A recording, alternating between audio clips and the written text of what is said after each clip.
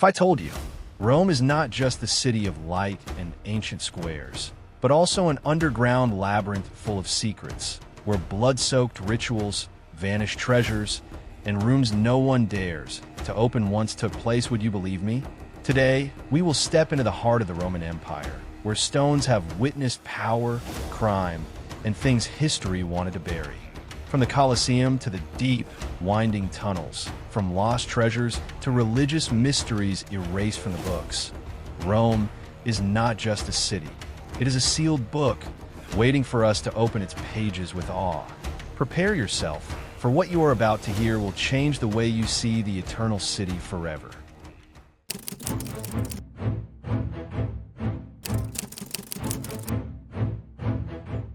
Rome is not only the capital of Italy, but also one of the most famous historical landmarks in the world, known as the Eternal City. It was once the center of power of the Roman Empire, the birthplace of Western art, architecture, and law.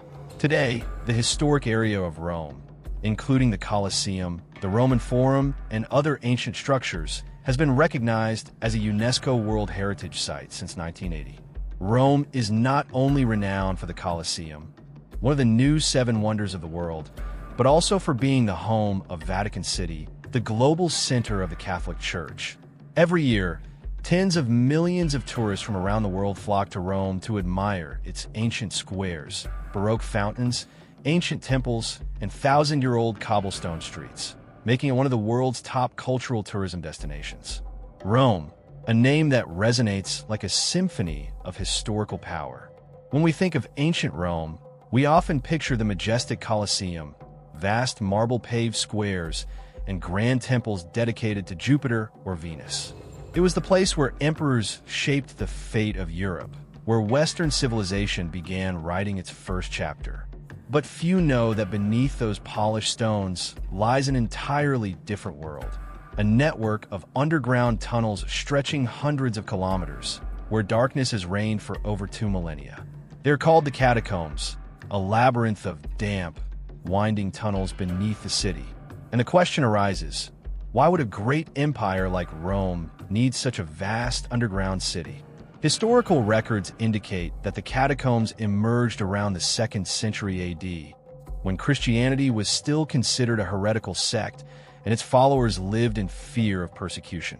These tunnels were initially secret burial sites, places where they laid to rest their fellow believers who were denied burial in official cemeteries. But over time, the catacombs became more than just a necropolis. They became a refuge, a place for clandestine meetings, and possibly a site for rituals that history never wants to speak of again. Imagine this: above ground, under the radiant light of the squares, ceremonies honoring the official gods took place openly, in grandeur. But just a few meters below, in cold, dark tunnels lit only by torches, secret groups gathered, prayed, swore oaths, and sometimes performed chilling rituals that remain undeciphered to this day. Curiously, the catacombs were not exclusively for Christians.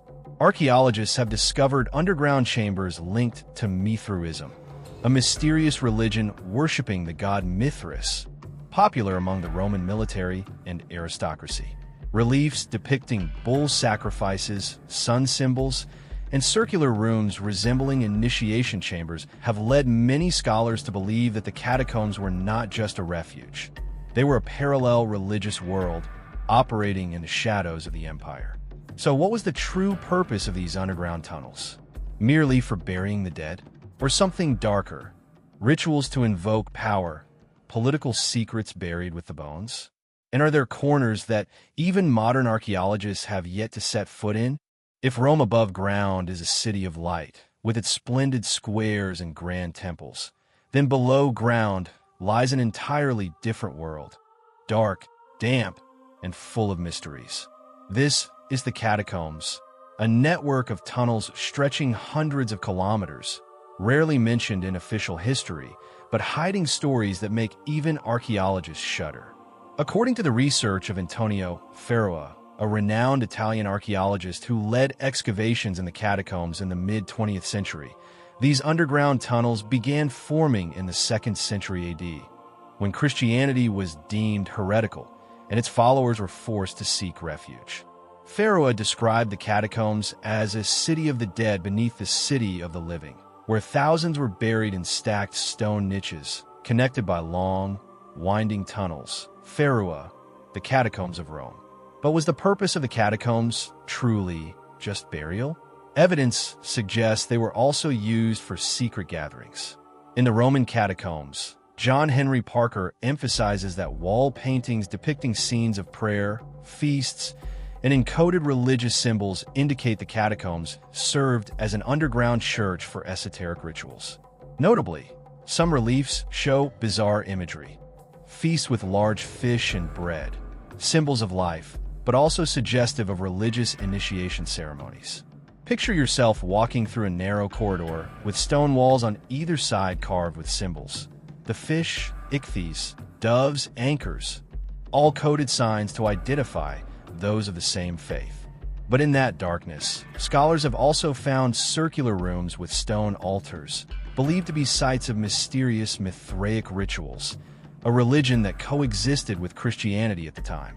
Professor Franz Cumont, in his seminal work The Mysteries of Mithras, asserts, Mithraism was Christianity's greatest religious rival in Rome, and their rituals were conducted in dark chambers, where light never reached. Thus, the catacombs were not merely a necropolis. They were a parallel world, a stage for religious confrontations in the dark, where every wall and painting held a message not everyone could decipher. Remarkably, despite the exploration of hundreds of kilometers of tunnels, many branches remain sealed or unexplored.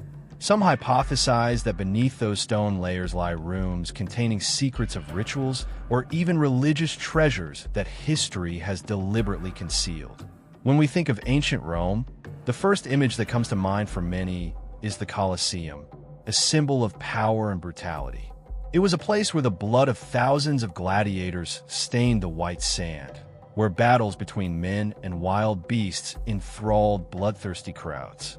But few know that the Colosseum was not just an arena.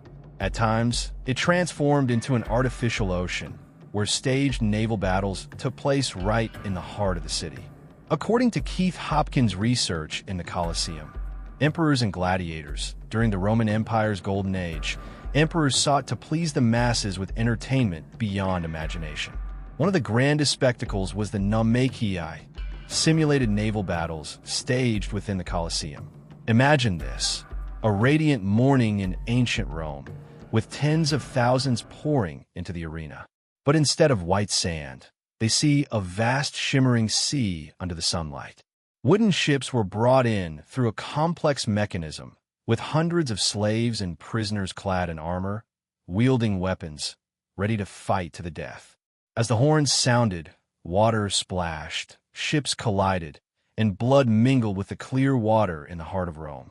What astonishes historians is the engineering feat of turning the Colosseum into a giant lake.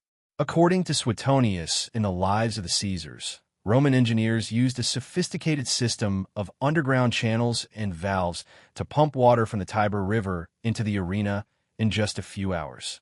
Archaeological evidence also reveals stone pipelines and drainage channels beneath the arena's floor, proving this was entirely feasible. However, the true purpose of these naval battles remains debated.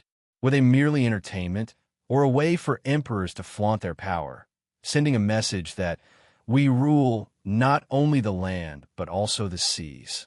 Professor Hopkins suggests that the naumachii were the ultimate symbol of Roman power, an artificial arrangement to prove that even nature bowed to human hands. But if the Colosseum could be transformed into a sea, what lies hidden in the secret rooms beneath it? Those sealed chambers, with a clanking of chains and screams before executions once echoed, what do they hold? Treasures, torture devices, or secrets of a shadowy religion? The Colosseum, from the outside, is a symbol of power and grandeur. But if you walk through its stone corridors and descend into the chambers below, you'll uncover a different truth. The Colosseum has an underground world that few have seen, and much of it remains a mystery to this day. Beneath the blood-soaked arena floor lies the hypogeum, a complex system of tunnels, cells, and lifting mechanisms. This was where wild beasts were caged in darkness, awaiting their fate, and where gladiators listened to the crowd's roars above as they prepared for a fight with no way out. But the chilling part is that within this hypogeum lie doors that have remained unopened for centuries. According to Heinz Best of the German Archaeological Institute, the underground system of the Colosseum is staggeringly vast. Over 80 lifting platforms, countless sealed rooms, and winding corridors like a labyrinth. Some doors were sealed since the Middle Ages, when Rome fell into decline and the arena was abandoned. Archaeological records indicate that many areas were blocked with massive stone slabs, as if someone deliberately hid something they didn't want discovered. What lies within those locked chambers? The first hypothesis suggests they were storage rooms for weapons and mechanical equipment used in grand spectacles, including the water-pumping systems for naval battles, Namekiai. But bolder theories propose they were secret torture and execution chambers, where blood-soaked religious rituals were performed in the dark. Some scholars, like Fickmeyer and the Gladiators, history's most deadly sport, suggest that the emperors used the Colosseum not only for entertainment, but also as a tool for political and religious control. Sacrificial rituals in these sealed chambers may have been a message to the empire's enemies. This is the fate of those who oppose us. And here's what sends chills down the spine. When archaeologists opened some smaller chambers in the 19th century, they found iron hooks on the walls, rusted shackles, and bloodstains etched into the stone, proving the Colosseum was not just a stage but a true underground prison. Yet, many other rooms remain unopened, partly due to the risk of collapse, and partly because authorities fear something that could forever change how we view Rome's history. Is it just stone and dust in that darkness? Or secrets sealed for thousands of years? Things that could make the legend of the Roman Empire far more terrifying than any story we've heard.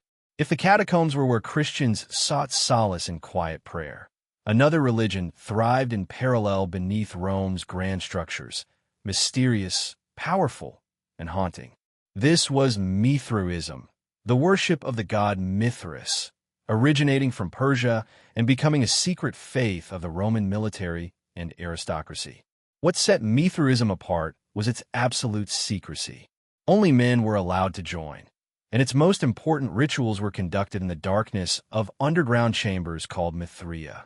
To date, archaeologists have uncovered dozens of Mithraic temples deep beneath Rome, often directly below modern Christian churches, as if history sought to bury a dark chapter. According to Franz Cumont's seminal work, The Mysteries of Mithras, each Mithraeum was designed as an artificial cave, long and narrow, with a relief at the end, an image of Mithras slaying a giant bull, the mythical Tauroctony. The bull's blood, according to the faithful, was life itself, a force to purify the soul and grant power in this world and the next. Imagine this. Flickering torchlight casting shadows on stone walls, dozens of men in dark cloaks kneeling before an altar. The sound of ritual chants echoes in the confined space, mingling with the faint clinking of chains in a corner. Some theories even suggest these rituals involved blood sacrifices, not just of animals, but possibly of human prisoners of war, as a test of absolute loyalty. Why does Mithraism captivate scholars? Because it directly rivaled Christianity in the shadows. By the 3rd century, Mithraism flourished in the Roman military, raising fears among some emperors that it could become the empire's official religion. But a century later, when Christianity was legalized, Mithraism was banned, its temples destroyed or sealed underground. Yet, archaeological evidence shows that many Mithraic rituals and symbols permeated Roman culture, even influencing later religious architecture and ceremonies. In the tales of the Roman Empire, one legend never fades: the immense treasure brought back from Jerusalem after the Romans destroyed the Second Temple in 70 AD. According to the Jewish historian Flavius Josephus in the Jewish War, the Roman army under General Titus seized sacred treasures, including the golden menorah, 7-branch candelabrum, the altar, and tons of precious metals, and paraded them through Rome in a triumphant procession. But strangely, after the fall of the Roman Empire, this treasure vanished without a trace. No official records document its fate. And so, theories began to emerge, weaving one of history's greatest mysteries. The most popular hypothesis claims the treasure is hidden in a secret vault beneath the Vatican. Scholars like Michael Bygent, author of The Holy Blood and the Holy Grail, suggest that when Christianity became Rome's official religion, the Church took possession of these treasures and sealed them as symbols of power. To this day, the Vatican has never confirmed their existence, fueling curiosity and suspicion. Another theory points to the Palatine Hill, the center of imperial power. Geological surveys have detected unusual cavities beneath the hill, leading some to believe they could be vaults used to store the empire's spoils. Yet other explorers believe the treasure was moved out of Rome before the city was sacked by the Visigoths in 410. According to them, it could lie in Carthage, Constantinople, or even at the bottom of the Mediterranean in a mysterious shipwreck. Whatever the truth, this treasure is more than gold. It is a symbol of the religious and political power of an entire civilization. If it were ever found, it could shake the foundations of archaeology and the faith of millions. Remarkably, some underground chambers in Rome remain unexcavated due to fears of collapse, or reasons no one explains. And who knows, perhaps beneath Rome's bustling streets, that treasure still lies, waiting for someone bold enough to risk everything to claim it. But Rome's power was not just in gold. Some scholars argue that the empire's collapse came not from invaders, but from something seemingly harmless: water. Sounds unbelievable? The ancient Romans were renowned for their aqueducts, massive water channels, an engineering marvel ahead of its time. Through stone conduits stretching dozens of kilometers, Rome received clean water from the mountains, sustaining over 1 million people, powering fountains, public baths, and providing luxury for the elite. The empire boasted that water flowing to Rome is proof of our invincible power. But modern scientists have uncovered a chilling truth. The water that symbolized prosperity may have poisoned the entire empire. A study published in Proceedings of the National Academy of Sciences 2014 revealed that Rome's water pipes were made of lead, Pb, a soft, malleable, and durable metal, but highly toxic. Water flowing through these lead pipes absorbed small amounts of the metal, accumulating in the bodies of those who used it. The result: chronic lead poisoning across generations. Researcher Jerome Nriagu, in Lead and the Decline of the Roman Empire, argues that symptoms of fatigue, dementia, and infertility among Rome's elite may have stemmed from this poisoning. The wealthy, who drank more wine, cooked in lead pots, and used piped water, were hit hardest. He even poses a bold question: did the weakening of the elite contribute to the empire's collapse? However, some scholars, like John Scarborough, strongly disagree, arguing that the lead levels in water were not enough to cause mass fatalities, and Rome's decline was primarily due to politics and war. Though the debate remains unresolved, the idea that the aqueducts, the empire's greatest pride, could have been a double-edged sword has haunted history for decades. And if this is true, the lesson for humanity is bitter. Sometimes, collapse comes not from external enemies, but from what we believe to be our greatest strength. But before we conclude, one big question remains. How many secrets does Rome still hold? Are there sealed doors beneath those splendid squares, hiding truths history doesn't want us to know? Rome today shines under the Mediterranean sun, with lively squares, glittering Baroque fountains, and long lines in front of the Colosseum. But behind its romantic beauty lies a truth not everyone is ready to face. This city is like a giant iceberg. What we see is only the surface. The rest, submerged deep underground, is the darkness of over 2,000 years of history yet to be uncovered. From the catacombs stretching hundreds of kilometers, where the whispers of the dead seem to echo through the stones, to the sealed doors in the Colosseum no one dares open. From Mithraic temples hidden beneath modern churches to the lost treasure of Solomon's temple. all point to Rome being not just a relic, but a vast labyrinth of secrets. The terrifying part is that the more we excavate, the more we uncover gaps that history cannot fill. How many secret rituals took place in the dark? How many truths were sealed because they were too horrifying to reveal? And how many doors remained silently waiting for a hand daring enough to turn the key? Rome is called the Eternal City, but perhaps it is the endless unanswered questions that make it truly immortal. As you stand in a square, gazing at the majestic Colosseum under the sunset, ask yourself, could there be a room beneath your feet where light has never reached? And within it, something that could change the entire history you believe in?